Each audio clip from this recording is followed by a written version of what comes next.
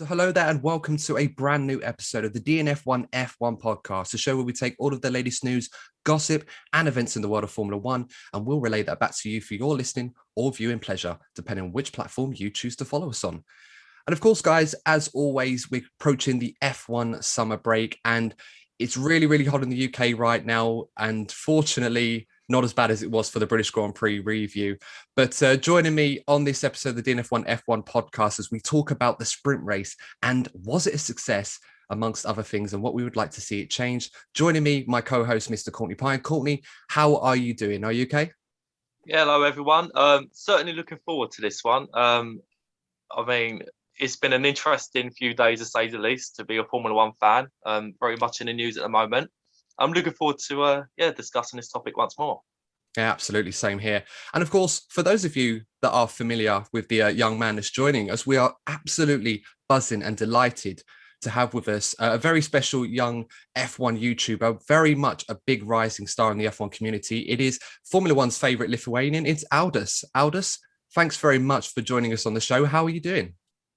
I'm doing great. I definitely am going to echo that on the heat as well, because the past, I think it's been like a week and a half. It's just been absolutely boiling right in the middle of Silverstone as well. The heat was just crazy. And even now it's still crazy hot. So still getting used to that. But yeah, looking forward to this one. So yeah, definitely after Silverstone, lots of juicy things to talk about in terms of the sprint. The funny thing is the sprint race has almost kind of like been put to the side a little bit after everything that's happened. But yeah, plenty to talk about. Yeah, you've almost beat me too, actually, because of course we've centered this episode around talking about the sprint race, but because of what happened the day after, it's kind of been a bit of a moot point almost. But yeah, definitely want to get into that. Of course, you, as you just mentioned, you went to the British Grand Prix at Silverstone last weekend. I mean, I've got to ask, how was it? Because I really wanted to go, but unfortunately I couldn't go at the time. But how was it for you? Oh, it was incredible. The second race I've ever been to, and it was just... the atmosphere was amazing. As always, plenty of walking. So, I mean, if anyone needs any recommendation in terms of what to bring to Silverstone, a good pair of shoes for walking, because it is just crazy. But yeah, as I was saying, also the heat was just kind of just insane as well all weekend long. But to be honest, in terms of the actual Formula One and all of the racing, I mean, it delivered. We saw some good racing in F2. And then, of course, the main event, Formula One, there was something to watch in every single day. So that was kind of great. It's also just a great weekend all round. Definitely delivered. Yeah, no, I mean, from what we saw on the coverage on TV, there was certainly a lot of action going on, but I couldn't help but just checking out all the socials, everyone really having a great time. I mean, correct me if I'm wrong, it kind of felt a bit like a music festival kind of vibe going on. And I really had that fear of missing out syndrome going on. Yeah, for me, it was obviously in 2020, we didn't get a chance to have a British Grand Prix, so I definitely echo that. But yeah, that was the big one, the festival vibes. I think everyone was saying that because it's just obviously people everywhere, loads of music and stuff. So it's kind of strange because you come there for Formula One, but then you're there with your friends, and obviously there's so much more to do outside of just watching the F1. So yeah, just even if you're not a massive Formula One fan, it's just a great place to go full stop to kind of hang out. So it was just amazing to be there. And even after the racing was finished on the Sunday, there were still people that camped there even the night before, because there was like loads of things going on stage. So yeah, just again, I really missed it in 2020. So I definitely know what you mean. And I just almost want to go back there now. I wish it was 2022 already. So yeah, just looking forward to that. Well, of course, and we'll get to have a look at some of the brand new cars. I suppose I've got to ask, obviously you were there, you had a look at the model of the F1 2022 concept. What did you think? I mean, excluding the livery, because I think it was quite a bit gauche, but what did you think of the new car? I mean, the livery was just, I think, a talking point. The entire point, it's similar to the Ferrari, kind of the green for the mission winner. It's designed to get like clicks and people talking about it more than anything else. So it definitely stood out, obviously, that kind of holographic livery. But yeah, when you got up close to the car, I mean, it's amazing. I love it. I still think the nose is a little bit too wide at the front, although many teams, I don't think any teams are going to have that, to be honest, because there's quite a lot of interpretation in terms of what you can do with the nose. But the car itself, I thought it looked amazing. It looked a lot more cleaner.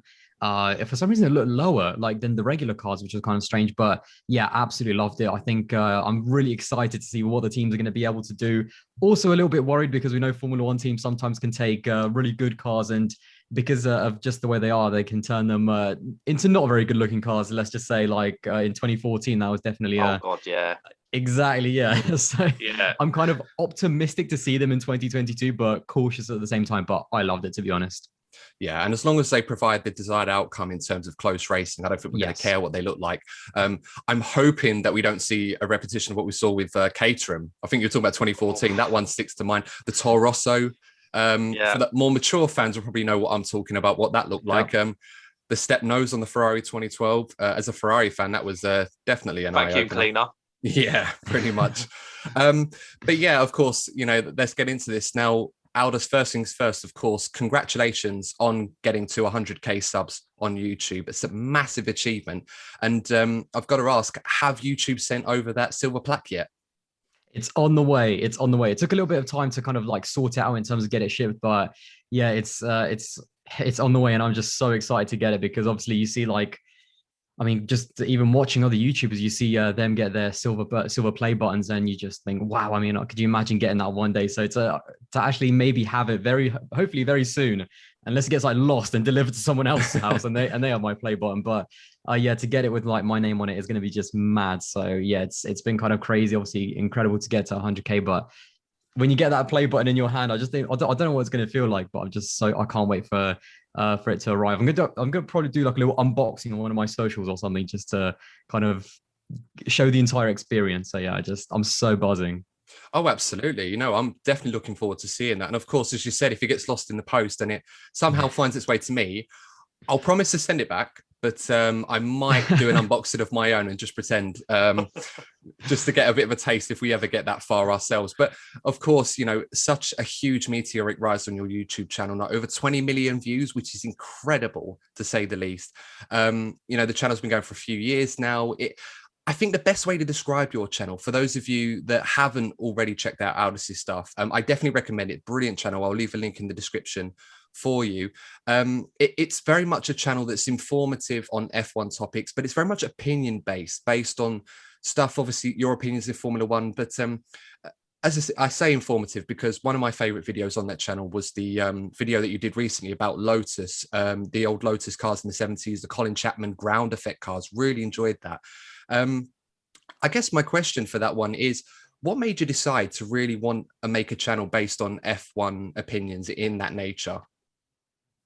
I mean, it was just to talk about F1. I mean, with other Formula One fans, that's just how it started because I didn't really have literally everyone I knew, they didn't know a single thing about Formula One. I mean, maybe they knew Lewis Hamilton because obviously like Lewis is the biggest driver out there, but other than that, no one else like shared the same passion. So I thought, why not just start talking about it on YouTube and talk about it with other people as well. So that's kind of where it all started, and it just kind of exploded from there. But I've tried to keep the core concept of the channel just the same, which is just my opinions and also kind of conversation pieces as well, because most of my videos are almost always probably a question or something, and I always like to have like debates in the comments below, see what people are also thinking as well. So it's all, it's my opinion. It is also, of course, some kind of also informative pieces, like you said, like that Lotus one, which is more kind of a retrospective, like look at the past and again you talk about Lotus. So I think I think for that video it was why did Lotus fail, what happened to them. So and that was a really big video. So thank you for enjoying that one, because it took a long time to actually put together in terms of like writing the script and editing it. So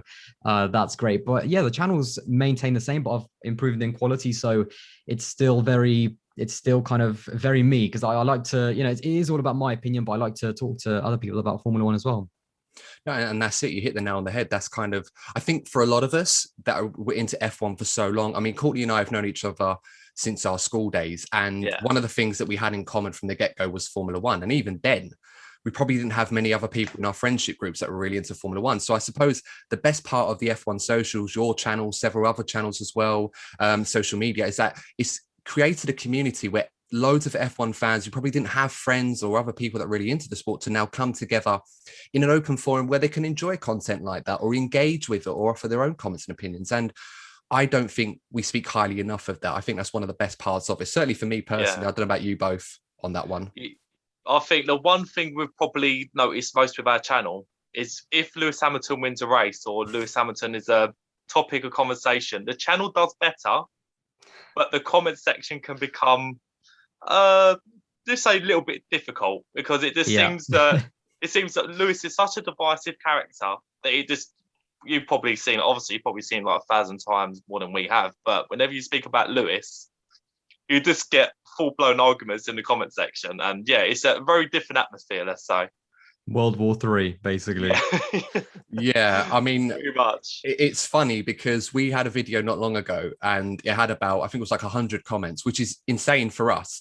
And Courtney messaged me because we don't obviously track our comments too much. Obviously, if people have nice things to say, then great. We always say thank you. We really appreciate that you enjoyed our content. But then obviously when you get into those realms where people are having a full-blown argument, we just prefer to ignore it because it's like, I just can't spend the time to read through all of that, let alone want to engage in that mind. It's like opening the grenade and hoping you don't get hit by the flashback or anything like that. But obviously, one thing I did want to ask Aldas, because obviously we're quite small on the YouTuber scene at the moment. Obviously, hopefully one day we'll be a big channel ourselves. But just to roll off a few names that you've worked with recently, people like Tia McMurdoch, Veloce, Kira Megan F1, Tomo F1, Arav, Hayden Gullis, Matt Amis. I mean, what's that got to be like now to be surrounded by some top tier F1 content creators and being one yourself as well now? I mean, just number one, it's surreal. Like even still, because I mean, especially people like Arav and Ben. I mean, I used to watch their channels in 2012. Like that was such a long time ago. I still remember when Arava was playing 2012 and doing like those terrible hot laps, like the Arava hot laps. Like I used to love those videos and watching. I remember back in the day, he used to have this video where he created like the FIFA cards with Formula One drivers. Like before that was even a thing on the F1 game. So I've been watching these guys for such a long time, and it's just so weird to like be interacting with them and sometimes making videos as well. But they really are, down to earth. They create videos just like everyone else, just on a bit of a bigger scale, obviously. But it's also really great to just be around them and learn, and you just maybe one day get to their level. But also with some of the more recent content creators like Tomo and Hayden as well, like Kira, like they're just the same. They're just as passionate. They all do different things as well. It's quite interesting because a lot of people, it's not all the same. It's not everyone making the same content. I mean, it's all around Formula One, but obviously Matt knows a lot about filming and karting as well. Tomo is all about kind of graphic design. He loves his liveries, and Hayden is also about the gaming. And Kira is kind of similar in terms of like, kind of similar to my videos in terms of like the opinionated one. So everyone does something different, but everyone loves F1, and just being able to, even with you guys, just being able to talk to content creators about Formula One. It's really interesting. And it's also a little bit different when it is content creators, because you understand kind of different things. You kind of do similar things as well. So that kind of side is really cool as well. Yeah, I love how there's so many different niches, as you mentioned, that you can just tap into. There's no two content creators that are ever the same. I mean, you mentioned Tomo. I love the style and how he's turned the color pink into a niche of its own with F1. And yet, just like the Racing Point cars were, everyone loved them for obviously what it was. It just works. So no, that's absolutely fantastic. I mean, hopefully we'll know what that's like one day, but we'll see. But one thing I did want to ask you, because obviously you went to Goodwood as well last week with some of the lads from Veloce, and I think I remember right on your Instagram, you put a picture of you next to a Ferrari F8 Spider and you were going up the hill. Yeah. That is a bit of a lifelong dream of mine, to go up the hill at Goodwood. What was that like? If you can describe the experience as detailed as you can. I mean, again, surreal. You watch on YouTube, obviously the hill runs, you see like these massive YouTubers get a chance to join them and be in the cars to go on these like massive hill runs. And then you actually get there, you get a chance to do it. You step into the car. And first of all, it's just like even crazy to even be in the car and talk to the drivers. And that's kind of an interesting thing that I didn't really see coming. I thought the drivers were just going to be, you kind of get in the car, you don't really talk too much about them. But that was actually probably the most surprising thing. I really, my driver, his nickname was Barky, actually. So that was quite interesting. I think his name was David, but he had like his nickname, and I've really got to know him. So that was kind of interesting. And then you get to talk to them on the monitor, first of all. So when you roll up to the start, they really do give it some. And that Goodwood Hill, I mean, it looks really like thin. It looks like really a tricky track just on YouTube when you watch the clips, but it is so tight. And literally they're giving it some. They're not like just coasting. They're properly going. I think at one point we hit over 100 miles an hour in the F8 Spider. Obviously the roof is down as well. And the best way to describe it is that it is right on the limit, because it is such a tricky track, because it is so thin and the crowd is on both sides. It just feels crazy, and it feels like really dangerous, almost kind of really old school, because of course now in terms of Formula One, all of the tracks look so wide, but when you can see the crowd just meters away from you, yeah, it is just something else. And in terms of the speed, I mean, just when you launch straight away, your head just gets like pulled back into the seat, and that's crazy as well. So it's just an amazing experience. But also what's crazy is that it's over in like 50 seconds, 1 minute. So you just kind of have to enjoy it. And I mean, yeah, that was just like a dream come true for sure, like you mentioned. Yeah, I can imagine. Obviously, you sit in a car. For those of us that haven't done 100 miles an hour, you're thinking, it's not that fast in general. But when you sit on a road as narrow as the one at Goodwood, as you said, with all the crowd, it's very much like going to one of the old stage rally circuits where you're literally thinking there's a slight twitch or a back end stepping out away from a massive accident. And yet, obviously, these guys are absolutely fearless and completely put the rest of us to shame by comparison. We think we're good. And then you sit with someone like, as you said, with David, and it completely changes your perspective on how good some of these drivers really, really are, even if they're not in Formula One. To be fair, at one point when we got to the top of the hill, I think someone said jokingly, like, do you want to drive back? And I was just straight away, yep, I'll do it. and then I was just like, and obviously I knew it was a joke, but I was like, oh, could you imagine like being able to drive like up that hill? But even driving down, actually, we had to drive a little bit slower because it's kind of just the parade lap to go down. But even then, it's just amazing. And I think, again, it's just the amazing thing about Goodwood and the hill run is just how close the crowd is. I mean, it is literally like tarmac, grass, hay bale crowd. So it's it's pretty sketchy, but obviously you have to trust in these drivers, and the cars are amazing as well. So you're just in this kind of like dreamland when you're for like 50 seconds, and it's just amazing. Yeah, I mean, I've got to ask, did you get a chance to meet any of our F1 heroes while you were there? Do you know what? No, not F1 drivers, but I did get to meet a couple of touring car drivers and things like that. Because all of the guys that go in those cars up the hills are all like drivers of some kind. They've all had experience. So yeah, I didn't get a chance. I did see Karun Chandhok, actually. Obviously, he was an ex-Formula One driver. Right at the end of the event, he was in like the Lotus 78, I think, ground effect car, which was amazing where they did the run-throughs. But yeah, I didn't get to see too many F1 drivers. That's a shame. Well, we love Karun, and we definitely love to have him on the show one day. Probably one of the best, if not the best pundit, in my opinion, on Sky F1. He's amazing, yeah. But yeah, look, let's get into the topic of discussion. I could talk to you for ages, Aldas, about your channel and other things as well. But the main talking point of the discussion, outside, of course, of what happened between Verstappen and Lewis Hamilton, as we said, become a bit of a moot point, was the sprint race, the first sprint race that we were going to be experimenting at the British Grand Prix. Certainly was a track designed, I think, for sprint races to be rather successful. And for me, it seemed that the weekend itself, according to Ross Brawn, was deemed quite a bit of a success. I wouldn't say it was a resounding success, but I think it was decent, to say the least. I think there was a lot more positives than negatives to it. The race itself, there was plenty of action in the early part, but it kind of filtered out and dulled a little bit in the midsection. There were a few highlights, of course. Fernando Alonso on the softer tyres going from P11 to P5, definitely creating a lot of the action. Of course, Max Verstappen getting that early getaway to get the jump on Hamilton to eventually control that race. But other than that, it seemed that the sprint race kind of felt a lot like how a normal race would go, just a third of the distance. Courtney, I'm going to bring you into this discussion as well. Mm-hmm. What was your takeaway from the first sprint race? Did you enjoy it? Did you feel perhaps it was okay, but could do some work? Or were you not really a fan of the this new process or experiment F1 was trying? I like the fact that with the sprint race format, fans obviously to go to the track, they get more of they get 3 days worth of proper Formula One racing, because on Friday, you get the practice sessions, but you don't actually get the proper action. Whereas, like, obviously, Aldas, you was there, so you'd have got that real feel of proper action on a Friday evening. And I think if you've just taken some time off work and you're getting that buzz from the Friday, you're sort of getting more value for your money, aren't you? And then you have something to look. Then you have obviously the sprint race on the Saturday and then the race itself on Sunday. I just think if you're debating whether to go to a race, I think if you have that sprint race format, it gives you more to look forward to. And it was just nice to have a proper Formula One event on a Friday evening. Yeah, I mean, would you echo that, Aldas? Would you say because you were there that you felt it added more value to the weekend rather than just going to traditional practice sessions?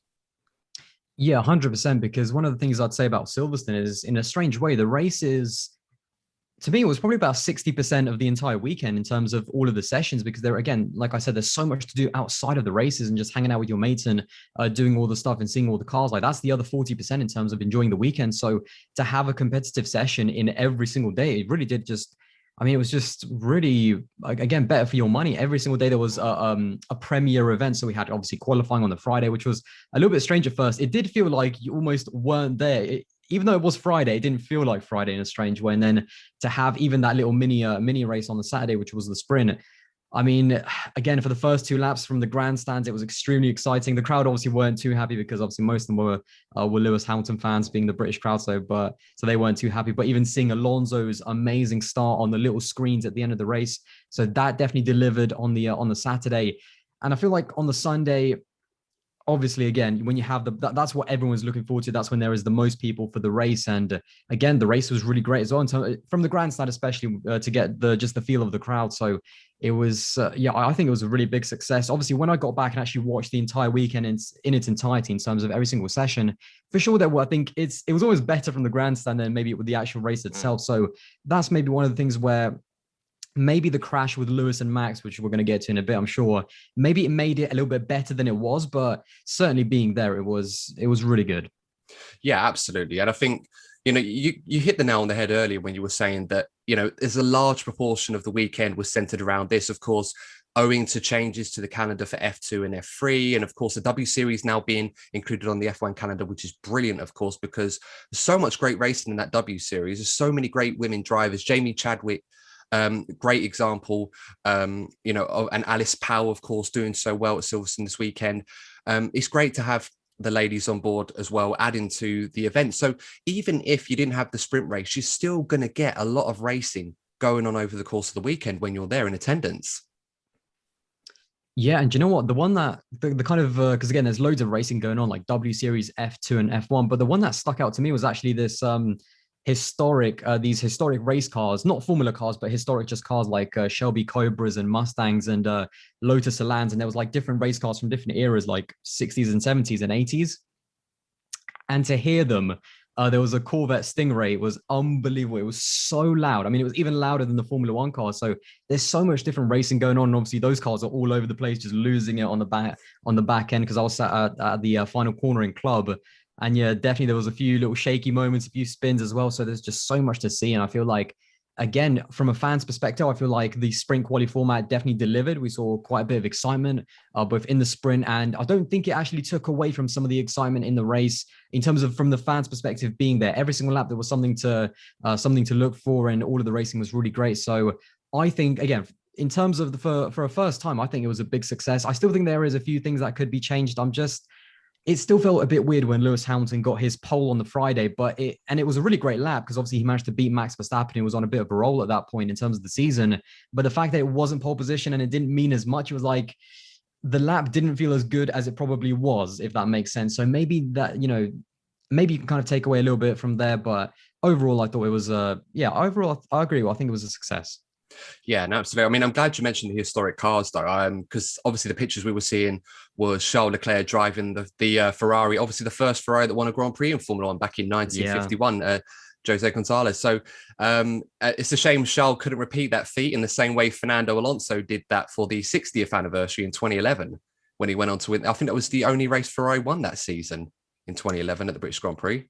Yeah, and if I remember correctly, it was the one weekend where I don't think the Red Bulls there was something to do with the double diffuser. I don't think they were allowed to use it that weekend or something like that. There was something special about that weekend with Red Bull. I forget specifically what it was, but yeah, that was the only win that Fernando Alonso took in a 2011 Ferrari, which again wasn't really that great of a car. But yeah, there was just Charles Leclerc, though. He was almost there. I mean, even the crowd were cheering him on a little bit as well. There was a few Ferrari fans that were just cheering him on all the way in to lose it. I think 2 or 3 laps before the end. I kind of felt sorry for him because he had such an amazing weekend from start to finish. And it's still obviously a great result, but seeing Lewis chase him down at the end of the race, it was just something else. And the crowd went just crazy. And the fact that it happened at Cops as well, where him and Max had that crash, it was just, everyone was on the edge of their seat, like, not again. But yeah, it all turned out good in the end. Yeah, I think they probably put that one down to Charles giving Lewis a little bit more space than Max did. And also the rear end of that Ferrari clearly isn't as good as the Red Bulls, hence why it had a bit of a wobble. But yeah, I mean, you were talking earlier about the Friday night qualifying, Aldas, and I'm not going to lie, I kind of enjoyed that. Growing up watching Friday night football and other events like that on a Friday night, F1's never really dabbled in that sort of thing, at least before the Friday qualifying sessions they used to have years and years ago. I've never been a fan of F1 trying to experiment in qualifying too much. I think we have a working system that is probably the best version of qualifying we've ever had. And I don't like it when F1 feels like they need to tamper with it too much. But obviously the highlight, of course, Hamilton getting pole position on a Friday night at Silverstone was always brilliant. Courtney, what was the other highlight for you? Because I feel like I want to say George Russell, but I'm sure there are probably other standouts ones as well for you. I think we saw some of the battles. But we probably saw more battles in the sprint race than we actually expected. I expected the drivers to be just to play it safe. It's a new format and get through. But actually saw some of the drivers were quite desperate to obviously get a few positions on the grid. But going back on the sort of going forward with the format, do you guys reckon it might be a good idea to maybe award a couple of points for that Friday pole? Maybe that could be something that could maybe help the format going forward. I think it's interesting because they're trying to hand out points for quite a few things. Obviously, sprint quali had points, but my only worry would that be is that it would just give more points to the leaders. So it's kind of one of those. And again, the big. I mean, it would obviously only be, I'm guessing, on sprint quali events, because if you start giving points for pole, then there's a chance that in Abu Dhabi someone could win the championship on the Saturday. So it's definitely an interesting one. But I feel like, to be fair, I'm kind of indifferent about it, because whether they give points or not, as long as the championship is close and the drivers clearly want all the points they can get, because you have like even Red Bull pitting Sergio Perez just so that Lewis doesn't get the points. So for the teams, it would be huge. I think it would be, what kind of effect would it have on the championship? I'm not sure, but if it would have a positive effect, then yeah, I mean, it's definitely something they could try, and maybe it is what they need, just to really that extra motivation of having points in quality to make it even more exciting. So yeah, I definitely could see that happening actually. Yeah, I mean, I think the sprint race kind of won me over, because I was very much one of those traditionalist fans that felt it could tarnish what happens on a Sunday and it could devalue qualifying. And to a degree, it kind of did. I think if Lewis Hamilton didn't get on pole and George Russell didn't put in that mega Q3 performance, getting P8, I think it was, I think that would have sort of sullied over something that was already working for us. And I think hardcore fans probably don't want to mess with. But I think when you judge the sprint race as a whole, I think when you look at the order, I think only 3 drivers finished the sprint race in the same position they started. I think there was Bottas, Leclerc, and Esteban Ocon as well. So it did create some variety to it. It did create, of course, that jeopardy, that casualty in Sergio Perez when he spun off at Chapel. And that ruined his race on the Sunday. And I feel like the sprint race is meant to serve that risk to some teams and drivers to a degree that, of course, you can go for it, but if you get it horribly wrong, it's going to wreck your entire weekend. So there's always that added element. I mean, you can take that as a positive or negative if you want, but so it did create that level of variety to it. I mean, some of our followers did say they enjoyed it, but I think most of them did say they wanted some tweaks. Aldas, are there any sort of tweaks that you'd like to see introduced to the sprint race, assuming that it gets the go ahead next season and perhaps they do it at 5 or 6 events next season? Because I don't think we're going to have it everywhere, are we? No, there's only 2 more remaining for this year, and if they go well, and there's definitely one at Monza, and there's one more that's, I think, unconfirmed. Do you know what? I've actually been thinking about this in terms of what changes I would like, but I'm kind of stuck a little bit. I don't really have too many kind of big ideas, because in terms of quality, the one thing that I did want is I like the fact that the person who gets the fastest lap starts at the front, but you can't really change that, because that's the point of sprint quali, because otherwise, what's the point of having the race? You know, are you just going to do like whoever qualifies on? We still have a sprint race, but it's exactly what it is in qualifying, but the qualifying result is still who starts on pole. So it's a little bit of a strange one. I don't have too many ideas in terms of what they can change. I mean, I'm kind of indifferent about what kind of things they can change. So I'm looking forward to seeing what they do kind of tweak, because I'm sure Ross Brawn and other fans out there want to see something a little bit different in terms of some of the things that can be changed. I think the tire compounds is probably the one thing that I definitely can think of, because I'm not a big fan of everyone starting the race on fresh tires, because I feel like I really like the whole whoever makes it into Q3 has to start on their Q2 tires, because it kind of mixes up. It kind of gives a bit of an advantage to some of those midfield guys. Also allows some of the teams to play a few little games in terms of, you know, maybe it's better to start in P10 and P11. So that's probably the only thing that I think might be good to tweak, in terms of not giving the front runners such a massive advantage of being able to start on fresh tires. Yeah, I mean, it kind of felt to me that as you mentioned, the tyre strategy kind of goes out the window almost in terms of trying to create that variety in the pecking order, because as I said, Q2 is so important to dictate what tyres the top 10 start on in the main race. And owing to the fact that they all got the free tyre choice, it does eliminate some opportunities in strategy where some of the guys starting outside the top 10 can go on to the harder tyres on a track like Silverstone, where it could pay a benefit to try and do a one-stopper if you can. I mean, a lot of them did end up doing the one-stopper, which was a bit of a surprise given what we saw last season, but I know the tyres are a bit more robust than they were last year, so I suppose that's something. Courtney, I want to pitch some ideas about how I think they could improve the sprint race, but I want to give you an opportunity to try and see if you can pitch in a few more as well, if you want to. I think the circuits that they choose is paramount to whether it works or not.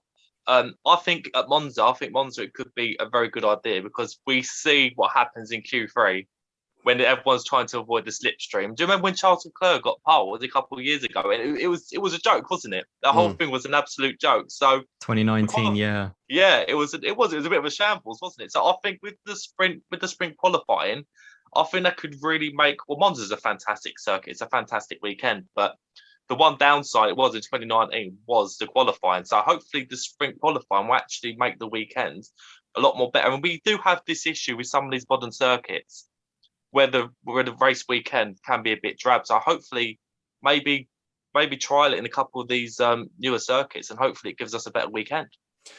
Yeah, I mean, I think the circuit that they're considering using for the third sprint race, I think, is Brazil. But I'll be honest with you guys, I'd be very, very surprised owing to the COVID situation in Brazil that they're going to have a race there.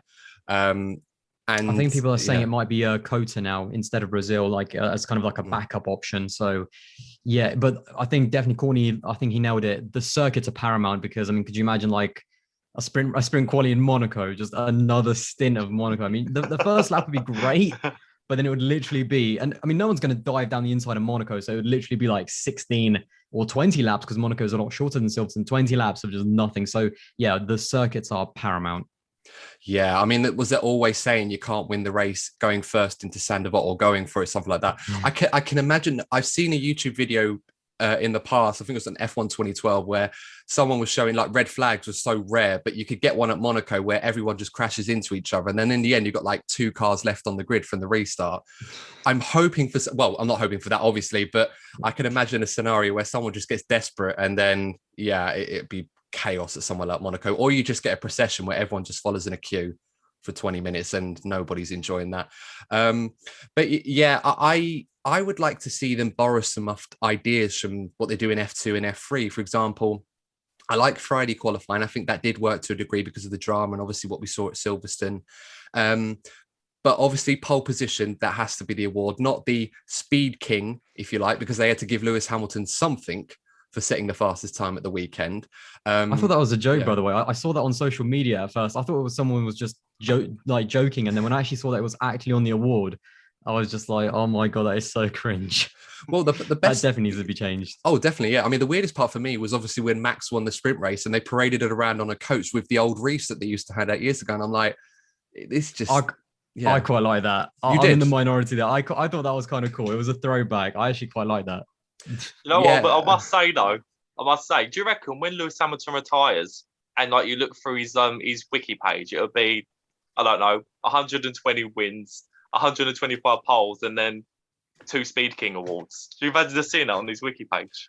Oh, definitely. There's going to be a big asterisk next there saying this one was in the sprint race. This wasn't actually pole position. Because, I mean, you could have a compilation video of Lewis Hamilton's pole position, about 2 hours long, all 100 or so of them. And then in theory, it would include that one as well. But obviously, if he did won the sprint race, it just shows his final lap in the sprint race and he's got Max trying to pass him. I was like, it just wouldn't look right. But no, I think a good idea, I think they should borrow from F2 is make Friday qualifying determine the grid order for the race on Sunday, or the main event, if you like. Because I think, you know, it doesn't mess with what qualifying is about, what we love about qualifying. And of course, we can keep the format with Q1, Q2, Q3, and of course the tyres as well. I'm pretty sure F1 could do something like that. I do think as well that if you want to determine the grid order for the sprint race, you don't want to use qualifying, why not just take the top 10 from the main race beforehand, reverse that like they do in F2, And then everyone from 11th to 20th starts there, because and you get sort of a bit of a reverse order that some fans have obviously wanted. I know some fans want a full reverse grid. I think with these cars, that's never going to work anyway. And I don't think I'd enjoy it after the novelty wears off. But something like that, where you can create some variety and then there's some points on offer and drivers can go for it without risking ruining their race on Sunday, because it doesn't determine the grid order for that race as well. I mean, Aldas, what would you say to F1 perhaps borrowing some ideas from F2 or Formula 3 like in that manner? So it's very interesting that you bring up the reverse grid, because obviously there's quite a few fans that would love to see that. But one of the things that Formula 1 did is that they can't just put these ideas and kind of go with them. It has to be like voted by the teams, and Formula 1 actually also surveys the fans as well. And one of the things that Ross Brawn said is that overall, Formula 1 fans actually didn't like the idea of reverse grid, and the teams definitely did not like the reverse grid idea, because in Formula 1 there's a constructors championship.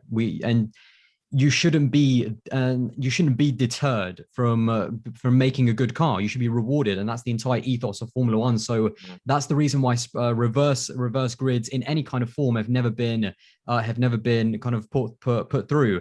And also now with the cost cap, especially if there is a reverse grid, if anyone crashes in that sprint quali with the reverse grid, I mean, they're going to be absolutely fuming, because that is part of their cost cap. So it was estimated that the damage from Red Bull for Max Verstappen's car was around 750,000 euros, I think it was. And that goes that's part of their development money. That's part of the cost cap. So that's why the teams are really against, and that's why I don't think it's ever going to get through in terms of being voted in terms of having reverse grids. I think it'll be a cool idea to see, but to me, it kind of goes against the point of having a constructors championship, because Red Bull, Max Verstappen, rightly so, has been on pole position for quite a few of the races. He's the one that's winning the championship because Red Bull finally have a good enough car. Finally, they have developed a car better than Mercedes, and they should be rewarded for it. Now, although it doesn't always give us the best racing, you get that's the argument there. You know, what's true to Formula 1 and what represents Formula 1, but what also gives us exciting racing to watch. So there's a fine balance. There's a fine balance, I think, for sure. Yeah, no, definitely. And I think it's important you mentioned the cost cap, and of course, because that collision obviously, cost so much money for Red Bull to sort out, literally almost like getting a brand new car. You'd probably write that off if it had to go for an MOT. But I mean, for 750k, that better be a brand new car. Well, if you're Max Verstappen, exactly, yeah, all the shiny buffers and everything. But the Bottas-Russell incident in Imola, I think that cost like 2 million euros between the two teams, and Mercedes probably wouldn't have been happy footing a lot of that bill, especially when it's their two drivers in theory in that incident. Of course, affects their development for the rest of the season, as perhaps it's paid dividends to Red Bull in the way that it's ebbed and flowed in this championship. But Courtney, would you agree to that? What Aldas was making the point about, they engaged with F1 fans through the survey a few years ago. And I think one of the points that F1 fans unanimously voted down on was F1 not creating artificial methods to try and change the racing order, such as reverse grids. I fully agree about the Constructors' Championship thing as well. I think it's so easy to get carried away with the race spectacle and trying to bring new fans in, and actually forget one of the most important things in Formula 1 is actually rewarding innovation, and these innovations go on to help road cars. I think sometimes people underestimate the importance of Formula 1. We've got some of the greatest minds in engineering in the world, and they're contributing to this spectacle. And I just think, if you were to take away the reward for that, you're kind of taking away a good chunk of the soul of Formula 1. So it's really important that we continue to respect that. Yeah, no, absolutely. I mean, when it comes to the engines, I know that it's doing a great impact for the environment. And of course, everyone wants to become carbon neutral, as F1 is definitely changing for that. I think Ferrari and Mercedes have already achieved that to a degree, and other teams obviously following suit, which is always a good thing. But sometimes I feel like, try and be environmentally friendly, but the noise of those engines, I always miss that V10 era, even the V8s. I'm sure there's a compromise. Of course, we'll have to wait and see what they agree for the 2025 engines as well. Let's move on, because I think we're all kind of in agreement. I think the sprint race, it can work in theory, but I think it just needs some sort of tweaking. And I think we can all be delighted to say that at least keeping an open mind has paid dividends to this race, because it would have been very easy from a business perspective. And F1 is a business. Let's not forget that. If they're not going to make money from this, they're not going to not going to shove it down our throats just for the sake of, oh, well, we've come up with this idea, we want you guys to enjoy it. But it seemed to be relatively successful when you weigh it up across the whole weekend. Yeah, I feel like it's a good start. I mean, we're kind of talking about tweaks and stuff and what can be changed. It's a good start. I feel like Ross Bourne is obviously very happy. But again, I do feel, I wonder what part of the Lewis and Max crash on the Sunday did it play in the fact that of us saying and us calling it a success, because did it mask maybe a few of the downfalls of spring quali, but also at the same time because we saw something very similar at the beginning of spring quali with Lewis and Max battling on lap one. So in the same way that maybe spring quali maybe took a tiny bit out of the race, maybe it gave something different to the race because both Lewis and Max knew that, especially Lewis, obviously, he knew I have to get this move done on the first lap because otherwise Max is going to run away with it. So it's kind of, there's been a few positives I feel like that spring quali gave to the race, and maybe a few negatives as well. But I think as we've been talking overall, I think it's been positive. But I do also look forward to seeing what kind of changes they can make. No, definitely. And as you said, you pointed out, one thing it did give us was a scenario where Lewis obviously realized because of what Max did to him in the sprint race, he's got to try and do something similar because he knows if he couldn't get him, there's every chance that Max would have just driven off and he wouldn't have been able to catch him as it happened in the sprint race. But let's get on to that incident. Courtney and I have obviously, in our last episode, we discussed this in quite a bit of depth. I know you've done a video on this as well, but for the benefit of the audience that haven't seen that video, Aldas, how did you see that incident go down between Verstappen and Lewis Hamilton? Oh boy. I've done it now. Begin with this one. I've pulled the pin, so here's the grenade. Overall, when I was watching it, I knew that Lewis was going to get a penalty straight away because that's the precedent that the FIA have been setting. And and I just knew it was going to happen because if Lando got a penalty in Austria and then Checo as well with what he did with Charles Leclerc in Austria as well, if those got a penalty, then yeah, that one was also going to get a penalty. But the more I look back on it, the more I also understand why some people might think it was a racing incident, because at the end of the day, although Lewis maybe was a little bit desperate to get that overtaking move done, he was side by side at one point, and although he was never in front, he did deserve a little bit of space. But at the same time, he went wide. Obviously, cold. You've got to realize cold tires, 100 kilograms of fuel right at the beginning of the race. He was on the dirty part of the track as well because Max sent him onto the inside. So all of these things meant that he was never going to hit the apex. So a massive part of it has to be on Lewis Hamilton as well. But the one thing I said as well is that for Max to be so aggressive and to cut him off like he did, what I thought from Max's perspective is that if I was in his car and I knew that Lewis Hamilton was going to go wide, and if I knew that I was ahead of Lewis the entire time, I don't think Lewis was ever going to overtake Max, to be honest. And with the amount of runoff that is on the outside of Copse, I think that if Max Verstappen just kind of, even if he ran wide and ran over the white line, he was ahead of the entire time. He would have never had to give the position back to Lewis. So he had that comfort blanket of knowing that he didn't need to stay to the track. He could run a little bit wide, and he didn't. He decided not to do that and decided to really be aggressive against Lewis. But I think at the end of the day, although I do agree with the 10-second penalty, I also understand why people like Karun Chandhok and Mika Hakkinen and loads of other drivers as well, and why they said that it was, in their eyes, and Damon Hill as well, why it was a racing incident, because we're talking about two of the most aggressive drivers on the grid, two of the best drivers on the grid, fighting a very, very difficult world championship. And they just went for it. They both went for it. They were both aggressive, both giving absolutely no quarter, both basically saying, I'm not going to let him through. I'm not going to make it easy. And they touched. They were both at fault in some way. Lewis more, in my opinion. So that is why I understand the 10-second penalty. I also would have understood if they said that it was a racing incident. I feel like the way it ended and the fact that it was Copse and the fact that it was such a big corner and it was such a big crash, I feel like that's why almost the fallout from it, all of the negativity that's come towards Lewis Hamilton, that's the biggest reason for it. But at the same time, there's also been a lot said about the fact that, Lewis put Max in hospital and all of these things. But at the time, Lewis and also him celebrating as well, but he did not know that after the time. That's been a really big narrative that I disagree with, because Lewis asked on the team radio when he went past the accident, the next lap, he was like, is Max okay? And Bono says, yeah, Max is out of the car. So that's all Lewis knows. And at the end of the day, I feel like the biggest reason why there has been such a negative kind of reaction to this is because Lewis won. He won the race. He had the pace the entire weekend, and he still managed, even with a 10-second penalty, to win the race. Valtteri was getting nowhere near Charles Leclerc the entire time. So from Mercedes, I totally understand why they would switch their cars.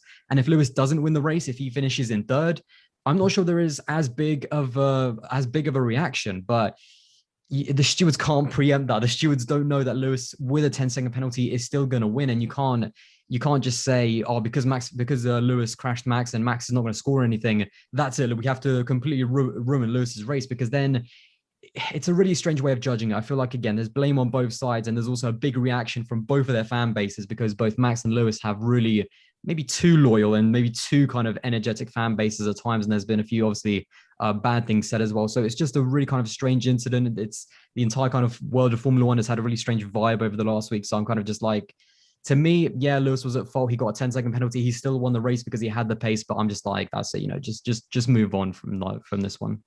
Yeah, I mean, there's a really lot of good points. I mean, you were talking about, obviously, Lewis's reaction. He wasn't aware Max was in the hospital until he was told after the race. And obviously he did do his due diligence as a fellow competitor and, as a caring human being, just to make sure that Max is okay on the team radio. Courtney, obviously you've weighed in on this with me. You've obviously had quite a bit of time to look over this again and see if you've had a change of mind on this. But one really good point I think that's been pointed out by a lot of people is that because of the nature of the incident, whether you thought it was a racing incident or perhaps it was an obvious error from Hamilton or Verstappen, could have perhaps given Lewis a little bit more room because he only gave him enough for his car and probably not much more. Do you feel that the outcome of an incident should be taken into consideration when deciding not just if it's a penalty, but also how severe it is? I think that's a potentially dangerous road to go down because there are so many factors that have led up to that incident. When they crashed that, and we were messaging, and I said that incident has been a long time coming because there's been a few times this season where Max has got his elbows out, to say the least. And if Lewis had reacted the way he did on Sunday, we'd have had several crashes at least. And obviously, I'm pleased that Max is okay, but I think the thing that's vital from this is that next time Lewis and Max come together, or they could potentially come together, Max will have this incident in the back of his mind. So in terms of the mind games in this championship, it will change things. So with the penalty itself, I think it was the right penalty to give, because I just think you can't. The first lap is is one of the most entertaining parts of the race, and you don't really want to be in a position where you're seeing the drivers not going for it because they're scared of having a penalty every time. Yes, the consistency is important. So that's why I'm pleased he did get a penalty of sorts, because I think if he wasn't given a penalty at all, you'll have had other incidents in the future where other drivers will be saying, well, Lewis didn't get a penalty for that, why am I? So the consistency is important. But I just think the whole incident itself, it was a long time coming. And to be honest, I was quite disappointed with the reaction. Me and you spoke before. I was quite disappointed with Max Verstappen's post. Yes, he had every right to be angry about the race incident itself. But what I didn't like is that he posted on social media basically claiming that Lewis was celebrating knowing he was in hospital. And I just think that sets a dangerous precedent. I think some of the rhetoric coming from him and Red Bull, it created a lot of negativity where they didn't really need to be. Yeah, and there's always that fear that this is going to allow people an excuse to try and attack and abuse drivers, through racism or other avenues as well. Very, very disgusting narratives to take from those people who aren't real fans of the sport, it must be said. Hopefully that can be eradicated as soon as possible. But, I always feel in these sorts of incidents that an opportunity has arisen now for the calmer heads, if you like, at the FIA, the stewards, perhaps to sit both parties down, Mercedes, Red Bull, Horner, Wolff, Hamilton, Verstappen, to just say, look, we know this is a tightly contested championship. I think as fans, we're massively excited at the prospect of this going to the final race, the final lap of the final corner. And we so hope it does, regardless of the outcome. And it seems that tensions have been boiling for a while now. We saw events happen in Imola. Of course, Bahrain, of course, let's not forget that. Imola, where Max pushed Lewis quite a lot, but obviously, very aggressive to get that move at the start of the race. Portimao, Lewis did the same thing to Max in response. And then, of course, we saw in Spain, Max going for that move on Lewis into turn one. It has been building for a time to a point where neither of them were going to give up. They both gambled. Perhaps they could have done a little bit more to be more courteous to each other to avoid that incident, but it was going to happen.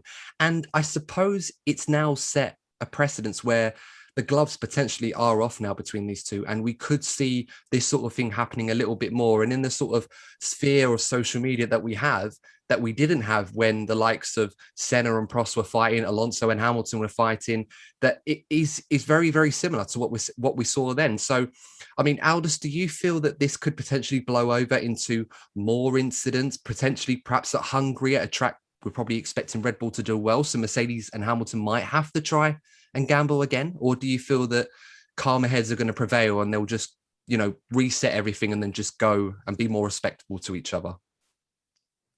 When the championship is on the line, when they're racing wheel to wheel so aggressively, I feel like the calm head just goes away, because so far this season, except for Silverstone, whenever Max has been ultra aggressive, again, Spain is probably the best example. Lewis has backed out of it. He's always thought, okay, I'll let him have this one in terms of that particular position or that particular corner and that particular overtake. But Silverstone was one of those cases where both drivers decided, I'm not backing down from this one. I'm going to give him.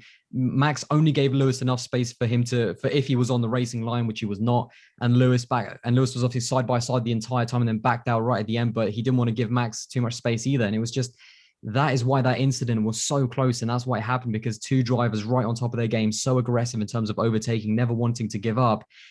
That kind of cost both of them in the end. And I could definitely see this happening again. In fact, I'd be shocked if it doesn't happen again, because I don't really see both of these drivers looking at this and thinking, I'm going to give him more space next time. I think they're going to go ultra. They're just going to keep that intensity. They're going to keep being really aggressive, because that's just how they're wired. Like Lewis Hamilton, what was it, 2016 or 2015? I remember in the USA, even he ran like Rosberg super wide. So that's still the same Lewis Hamilton. Max Verstappen has also been ultra aggressive in his overtaking moves. We've definitely seen that more than once.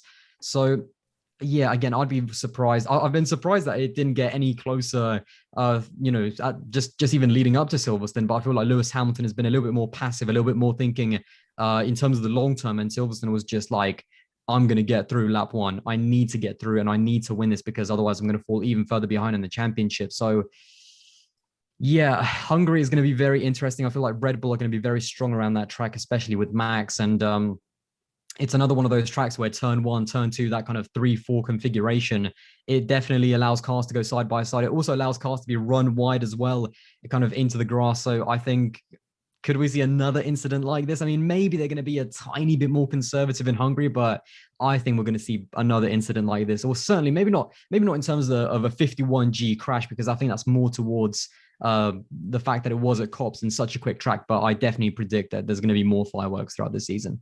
Yeah. And let's not forget somewhere like Hungary, with its sort of street track like nature to it, that Ferrari and McLaren could become more of a factor in that as well. So it could force them to try and take a gamble to avoid being beaten by one of those teams and affect their championship even more. Courtney, similar question to you. How do you see this going for the rest of the season? Do you think that we're going to see more incidents like this, or do you feel that they're going to offer a bit more respect to each other, owing to the fact that we've got Verstappen, who's throwing everything at this to try and win a world championship, and Lewis Hamilton is driving like someone now that is not just thinking about the long term, but also driving as if he's never won a world championship either? Yeah, I'll fully expect to see more incidents like we saw last week. I'm also expecting things to continue to boil between Christian Horner and Toto Wolff. I mean, up until Silverstone, I think there's actually been a decent level of respect between Lewis and Max. Actually, the main rivalry we've been seeing is actually between the two teams, and well, we heard the pair of them on the radio.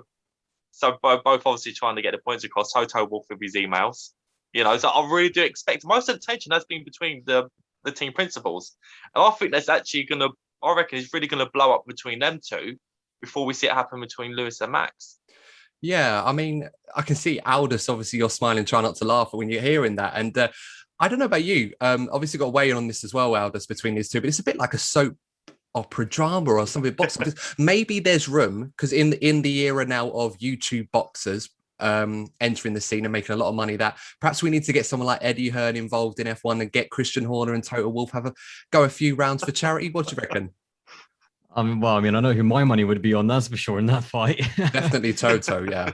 Yeah, it's kind of strange. I feel like they're both very, very intense individuals. They're both, obviously Toto's been kind of king of the hill ever since he became a team principal in 2014 full-time for Mercedes. He hasn't actually lost a championship, so that's kind of crazy. And Christian Horner is such a he's a controversial team principal, but he's a good one. There's no way around it. I mean, the success that he had and the fact that he's kept Red Bull as a top team when you've had like McLaren go up and down, Ferrari even have gone up and down. Like, are Ferrari a top team? Like, they are obviously a top team, but in terms of battling for wins and championships, they're not at the moment. So they're up and down as well. Red Bull has always been a top 2, top 3 team maybe, and obviously this year they're number 1. So he's a very competitive man. He wants to win this championship so bad because final year of Honda as well, to win one with Max, because Max expects championships. He's also been given the car, so pressure is on his shoulders as well. He's got the best car on the grid and he needs to deliver. So yeah, that Toto versus Christian Horner rivalry is going to be so interesting. I mean, they have been kind of like little cat fight there and then, and in Silverstone, it's like full on like war of words because Christian's like, I hope Lewis Hamilton is happy with himself, and Toto Wolff is just like trying to calm the situation down. So yeah, I like it. I think it's good for Formula One. It's a nice rivalry to have both on and off the track with the drivers and the team principals. And we'll see who's laughing at the end of the year, I suppose, with who wins the championship. Yeah, I mean, it's something we haven't seen in a while. So I think that us F1 fans love the drama effect. We see it in other sports. F1, they're always a bit too respectful, at least in front of the cameras, until we watch Drive to Survive. Then we see the actual fallout. I mean, I'm looking forward to the next version, the next series of it when it comes out later in the year. Oh my God, yeah. Yeah, it's going to be amazing. But Courtney, you just know Netflix. You just know Netflix for watching Silverstone. Like, oh, here we go. Literally, I can literally see the money setting up. Yeah. Oh yeah, literally be setting up cameras everywhere. Just to get. You can't miss a moment of that. I'll be surprised how they're going to edit that episode. I think that's just going to need a series itself. What happened at Britain? I don't think they need to edit it, will they? Just raw content right there. Yeah, it's literally its own series on its own. But Courtney, before we move on to the final part of this podcast, I've got to ask you, who would win in a boxing match, Christian or Toto? Oh, Toto all day long. Christian Horner would be able to talk himself out of that one. I think the big question is, how many rounds do you think Christian Horner could hold on against Toto? I think all it take would be for Christian Horner to give some of his lip, and then just be a one-strike knockout, I think. Well, I think you'd have to get him a stepladder first, because I don't think they'd be in the same weight class. Oh, yeah. Because, I mean, imagine Toto's got quite a reach, and I don't think Christian's the same. But I've got this kind of scrappy-do vibe with Christian Horner, that he'd be one of those who just, as a big boxer, you just wouldn't want to mess with him because they just won't quit. They just keep swinging at you. But no, that would be interesting to see. And for charity as well, I don't think F1 could go wrong. But for the final part of this podcast, Aldas, we put out on our social medias for some of our followers to chuck in a few questions that we're going to ask you now. So obviously, if I haven't read your question, guys, I do apologize. Incidentally, actually, before I forget, put in the comments below, guys, who you think would win in the charity boxing match between Toto and Christian. Get it trending. Why not? So make us relevant for once. But yeah, let me know what you think. So first question, Aldas, is from our friends at Dive Bomb Podcast, our Canadian friends across the pond. They've mentioned the Verstappen Hamilton incident, and they've asked, should the penalties, or at least the direction in which they determine a penalty, should be a bit more straightforward for fans to understand, or do you feel it's fine the way it is? I actually kind of wish it was a little bit more relaxed, to be honest. I feel like, but also having said that, there's been a lot of kind of incidents over the past few years where people have kind of asked for penalties and they haven't happened, but then they seem to, especially in the last 3-4 years, they seem to have gotten a lot more strict, or certainly they love handing out time penalties. I mean, we don't really see drive-throughs and stuff. And I actually quite like that. I feel like that was actually something that a lot of people were asking for Lewis Hamilton to get, like a stop-go or drive-through. I disagree with that. I think that should only be for someone who like almost just dives really late, like literally just dives really late and clips the car. That was not what happened. Lewis was alongside the entire time. Max knew where he was. So that's the only time I think there should be such a harsh penalty. So, but in the grand scheme of things, I think with stuff like Norris and Perez, what happened there, and even with this one to an extent, in both occasions, I would not mind if they gave a racing incident. I feel like a penalty maybe should only be when someone is just completely out of control, that maybe they never saw them coming, basically, and they had no control of their car. So in that situation, I would kind of agree with that. But I understand why they're being maybe a little bit more harsher on penalties, because they want to set a precedent in terms of, we don't want to see people being crashed off and want to see clean racing more than anything else. But I'd like to see it maybe relaxed a little bit.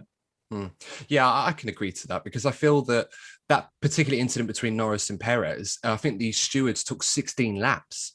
to decide if it was a penalty or not. And then they said it was noted, and then they decided it was a penalty all of a sudden. So there's definitely scope, I think, to make their job easier. And I think for the fans to sort of understand the reasons why they give penalties a little bit better, not necessarily reacting if they agree with it or not. So there's definitely, I think, some scope to work on in that regard. The next question, a lot of our followers put this one in. So I'm going to put you on the spot. Who do you think is going to win this championship, Hamilton or Verstappen?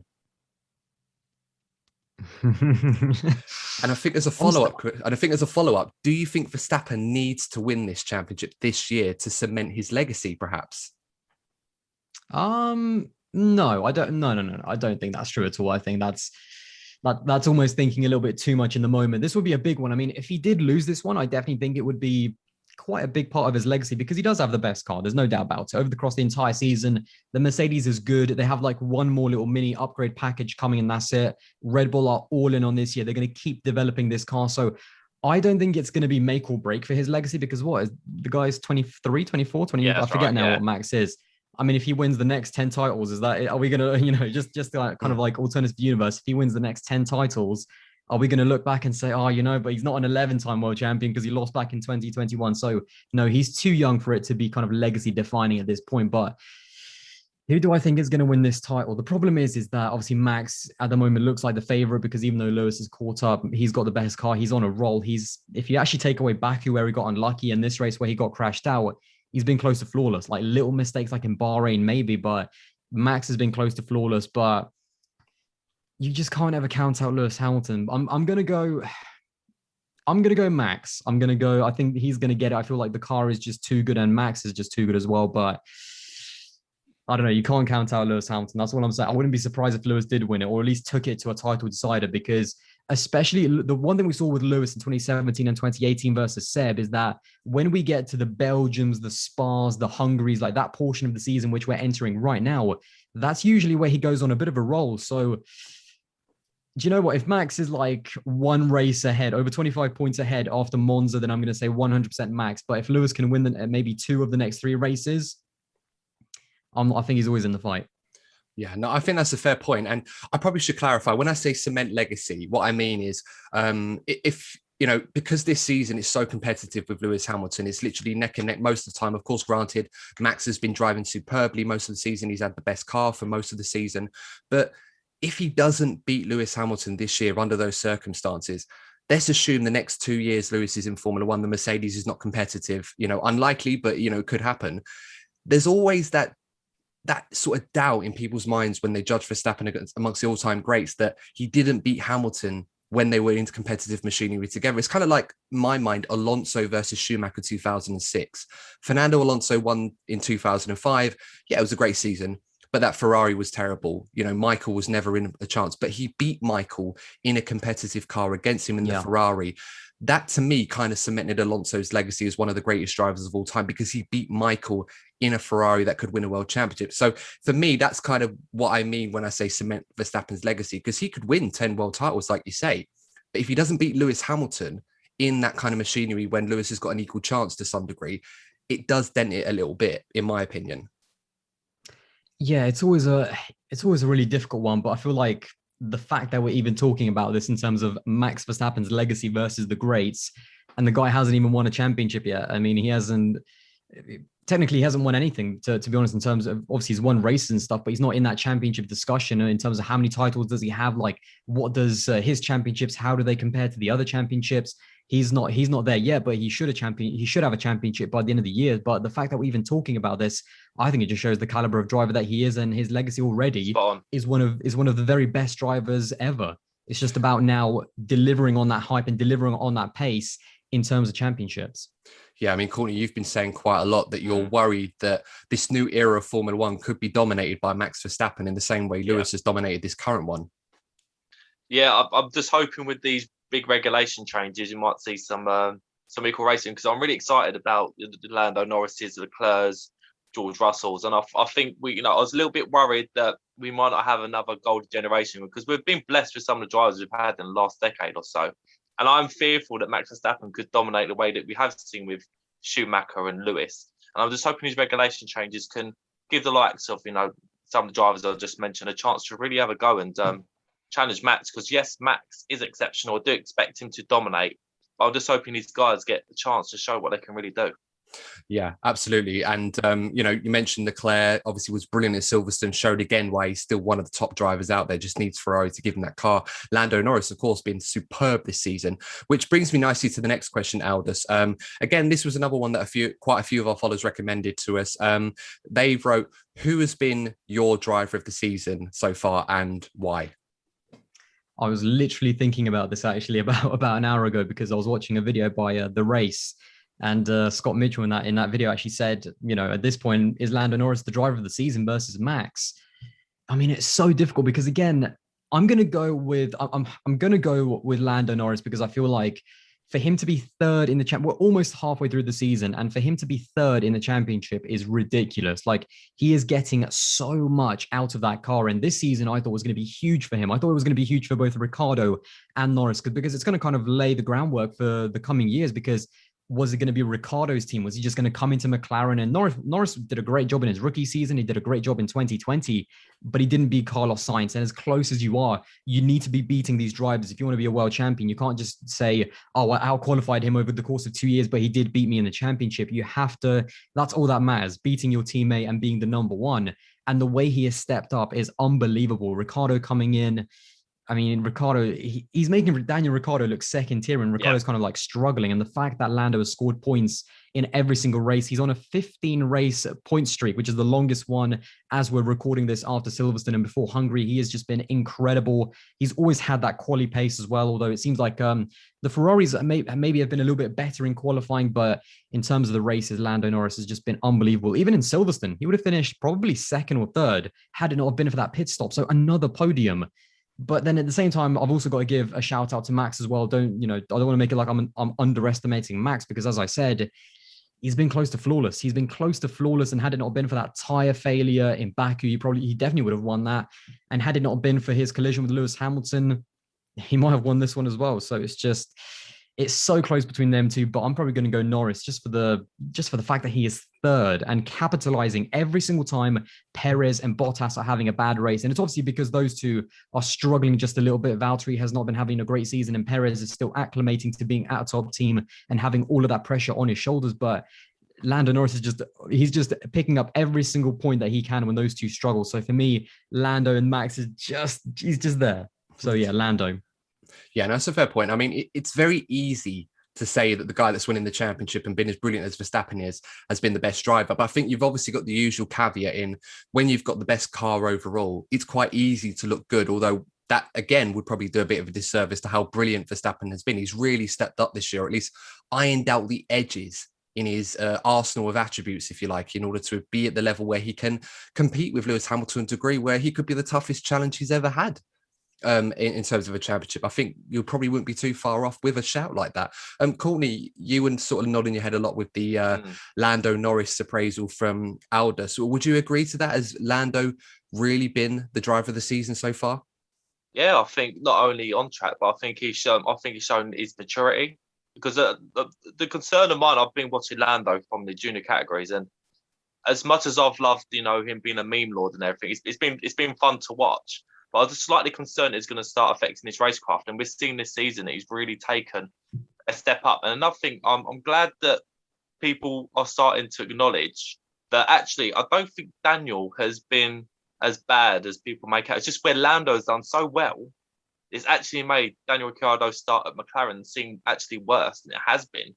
And I think we're getting to the point now where people are really starting to notice just how good Lando has been, and the fact that Daniel has had some catching up to. We see great improvement from him in Silverstone, of course, but I just think Daniel's form in comparison to Lando is actually, we should actually look at it not as a negative towards Daniel, but a positive towards Lando's form. He's actually been phenomenal this season. Yeah. I couldn't agree more. I'm conscious of time as well, so I'm going to skip to the last question if I may. Aldas, Bottas, Russell, obviously. Will they, won't they for next season at Mercedes? I'm not going to ask you who you think is going to be in that car next season. What I am going to ask you, though, and this was the question that was put forward to me by 1892 Reds podcast, Liverpool-based podcast for football fans out there. If Valtteri Bottas or George Russell hypothetically, wasn't partnering Hamilton in 2022 in the Mercedes, which driver, realistically speaking, that's available, would you like to see in the Mercedes? So wait, if it wasn't those two, did you say? If it wasn't Bottas or Russell partnering Lewis, which driver? And by that, I mean, no one that's tied down to a long-term deal. So anyone that's got like a year or two left that's theoretically available, who would you like to see partner Lewis Hamilton in the Mercedes? Wow, great question. Well, first of all, I'm an Everton fan, so Liverpool podcast, I'm not sure about that. No. This was going so well. Sadly, I have to admit it. That is a great question. I've got Fernando Alonso for sure, because I feel like he has so much unfinished business in Formula One, and I'm not sure if he could beat Lewis even now over the course of a season, but he'd give him a ridiculously good push, and he'd also be competitive every. I still want to see. I want to see one more year. I just want to see one season with Fernando with a good car that can maybe win races. I mean, if he had that, it would be unbelievable. So I'm going to go Fernando, but also because I want to give a shout out to maybe another driver as well. I'd also want to see where Pierre Gasly is as well. That's what I was going to say. Because I feel like I'm still not sure about Pierre Gasly, because a lot of people are rating him now with Leclerc. They think he's for sure going to be a future world champion. I still need a bit more proof, because I need that mental proof, because that's the one thing he lacked at Red Bull. He always had speed, and even though it didn't work out with Red Bull, it was that mental side. He just didn't have it. He wasn't quite comfortable within the team. And although he has improved, if you look at the teammates that he's beaten, obviously Daniil Kvyat, Yuki Tsunoda, there's those guys, and then there's being in a team with Lewis Hamilton and Max Verstappen. That is what defines you as a world champion. And it was what I was talking about with Lando. When you beat these big guys, when you really are competitive against Carlos Sainz and Daniel Ricciardo, then you go into that conversation of being a future world champion. And that is the one thing I want to see from Pierre Gasly. How much has he improved? How much has he grown as a person? Because he's definitely got the speed. He's definitely got the consistency. But how much has he improved up here mentally to survive with the pressure and battle against Max Verstappen and Lewis Hamilton 1v1? So I'm going to go number one, Fernando Alonso, because I'd love to see him just one more year in a title challenging car. And then Pierre Gasly, I think. Yeah, I mean, it's funny. I felt like I knew you were going to say Gasly after Alonso, just because I agree. I think last season he was phenomenal. I think that Monza win was pretty much the cherry on the cake. And it was a very romantic story after everything that happened with him with Antoine Hubert, obviously how hard that hit him and how he was able to respond after the time he'd had at Red Bull. I think we can all agree that whilst it wasn't an easy environment to work in, it wasn't very nurturing perhaps as he would have hoped, there were certain facets I think he needed to get on board with that he struggled with in the same way that perhaps Alex Albon did to a degree last season, though I think we can all probably feel that Albon at least put a little bit more in to try and make that work. It wasn't going to happen for him on a consistent basis. But there is that asterisk over him. I think Gasly, in a very competitive era of Formula One, where almost every single driver on the grid is a top level driver. It's so hard now compared to how it used to be to really stand out. But to go on and say that Gasly is up there with the likes of the Leclercs, the Russells, perhaps the Norrises, I think that is a bit of a stretch. And I think we need to see him against more competitive teammates, perhaps in a better car than what he's in at the moment, to kind of get that definitive opinion on that one as well. But since you mentioned Alonso, I'm going to ask you, do you think he could still win a world championship before he retires? And how have you rated his return so far? I'll leave the title question. I've literally put out a video. I know you have. That's what I'm asking today about Fernando Alonso. So I'll give you a bit of a spoiler to that one. In terms of how I've rated his comeback, I feel like 7 out of 10. Poor start to the season, poor from Fernando. I know that he was, a couple of years out of the sport, all of that, but I'm taking that out of it. I have to rank him with the rest of the drivers, and I feel like he was really poor, especially in qualifying in the first few races. But he is now, as I mentioned, actually, I think in that video, him and Lando now have the longest point scoring streak, 5 races in a row that they've scored points, which is obviously longer than anyone else. So obviously that's really impressive. He's been picking up points quite well. And I don't think the Alpine is I was a little bit disappointed because Fernando is one of the 3 drivers that's kind of from my era. So Lewis, Seb, and Fernando, those are just the drivers that I started watching, and I'll always have a special connection to them. And the fact that Fernando again does not have a great car, because I was hoping with Renault scoring podiums last year, maybe Fernando has a chance of that, to see him on the podium again just would be nuts. So the fact that the Alpine is under-delivered and is not a great car, but he is still doing a really decent job. Again, scored points in all of the last 5 races, out-qualified Ocon in all of the last 5 races, and he's starting to get his grip on that team. He's starting to get that Fernando Alonso feel around Alpine, and it's almost like Esteban Ocon has now got to really fight back, because otherwise he's going to end up like the outsider, because Fernando is just such a strong character like that. So I've been impressed. I've been impressed with his comeback, but not amazed, because he's not quite the Alonso that I know just yet. I need to see this until the end of the season for me to be kind of like impressed. So that's the one part of his question. And do I still think that he can win a championship? Now, honestly, if it's just a yes or no, I'm going to go no, because he doesn't have the same qualifying pace as both Verstappen and Hamilton, but he would be right there consistently picking up the podiums in every single race. And he would surprise in some races if he really got everything together. If that car really just hooked up around him, say the Red Bull or the Mercedes, and he was up against, either Max or Lewis, he could still get a few pole positions, some great qualities, but it's just that qualifying aspect. Because the one thing we've seen in this championship is that if you don't get pole position and if you don't overtake your opponent on lap 1, sometimes that's it. That's all you get. And both Fernando, Lewis, and Max are bulletproof in the races. They're not going to be spinning out. They're not going to be making mistakes. I haven't even seen a lockup, to be honest, that I can remember from Lewis and Max. So that's the biggest differentiator. I still think Alonso has the pace, but his qualifying is just a little bit below Max and Lewis. But there's still that question. I'd love to see him in a Mercedes or a Red Bull, because what can he really, how good is he still? There's just still a part of me that thinks, could he win a championship? I'm going to go no, but he would definitely fight for one. That's for sure. Yeah, I mean, I don't think it's the Fernando at his peak when he was at Ferrari and obviously dragging the F2012 and almost F10 2010 to winning a world championship. As unlikely as that would have been incredible. That would have literally been the equivalent of Leicester City winning the Premier League, Fernando winning that 2012 one especially was just mental. Yeah, absolutely. I'd love to see it happen. I'm just happy to see Fernando back to a degree. There's certain things he does outside the car as well. Some of the things he's just so blunt about what he says and weighing in. It's just typical Fernando, and it's what fans love about him. That's just his character. Yeah, you kind of have to just like he is what he is. Yeah, no, absolutely. And it definitely carries the aura in the sport, and it's definitely increased the value of it. In terms of return, it's definitely been a success so far. But unfortunately, guys, that's all the time that we've got for, Aldas. Once again, thank you so much for taking time out of your very busy schedule to come and join us on this podcast. It's been an absolute pleasure and a privilege having you on. Fully agreed. Thank you. Yeah, thank you for having me on. Obviously, it was just amazing to talk F1, especially after such a controversial British Grand Prix. And hopefully I'll come back at some point later in the year, and we'll be edging a little bit closer to seeing who can win this world championship. Oh, absolutely. I'd love to have you on again. And I think quite conveniently, obviously, when we first started talking about obviously having you on the show, I was almost a bit worried if we're actually going to have enough to talk about. And it's conveniently kind of worked out. So we'll definitely have to try and time it again, just to have an equally explosive moment. I think if something like that happens again, I'm literally going to be spamming your DMs like, mate, come on, this is the time. That's, to be fair, that's what we were saying. We were going to record this first of all before Silverstone, but then we kind of agreed to let's wait after Silverstone, because then we'll have a few things to talk about. And yes, we did have a few things to talk about. So it's worked out well. Timing. Absolutely brilliant timing. Yeah.